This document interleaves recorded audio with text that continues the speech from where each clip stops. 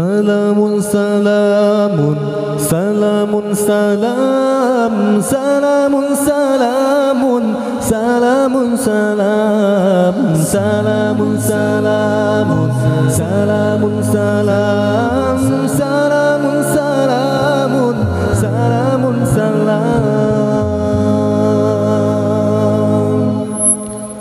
Shalla alaika Allahu ya adnani ya Mustafa ya Safwat ar-Rahmani. Shalla alaika Allahu ya adnani ya Mustafa ya Safwat ar-Rahmani. Salamun salamun salamun salam salamun salamun salamun salam salamun salamun salamun salam salamun salamun salamun salam.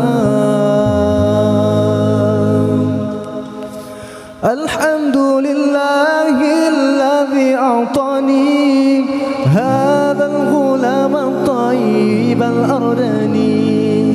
Alhamdulillahi alladhi a'tani hadha al-ghulam at-tayyib al-ardani.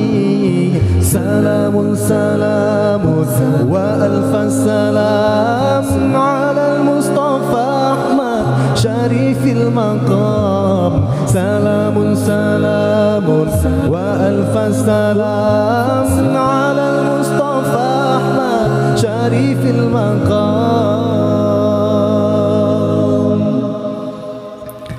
Shalla alaika Allahu ya adnani ya Mustafa ya Safwat ar-Rahmani. Shalla alaika Allahu ya adnani ya Mustafa ya Safwat ar-Rahmani. Salamun salamun wa alf salam ala al-Mustafa Ahmad Sharif al-Maqam. Salamun salamun wa alf salam ala al-Mustafa Ahmad Sharif al-Maqam. Alhamdulillahi alladhi a'tani hadha al-ghulam at-tayyib al-ardani. Alhamdulillahi alladhi a'tani hadha al-ghulam at-tayyib al-ardani.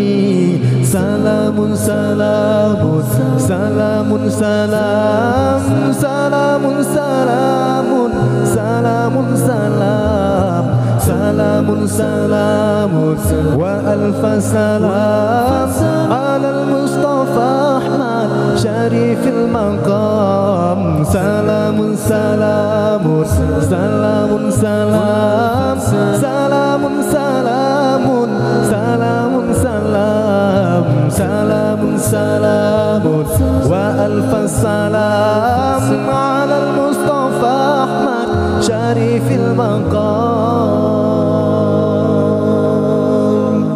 Shalla alaika Allahu ya adnani hadha al-ghulam at-tayyib al-ardani. Shalla alaika Allahu ya adnani ya Mustafa ya Safwat ar-Rahmani. Salamun salamun salamun salam salamun salamun salamun salam salamun salamun wa alf salam ala al-Mustafa Ahmad Sharif al-Maqam.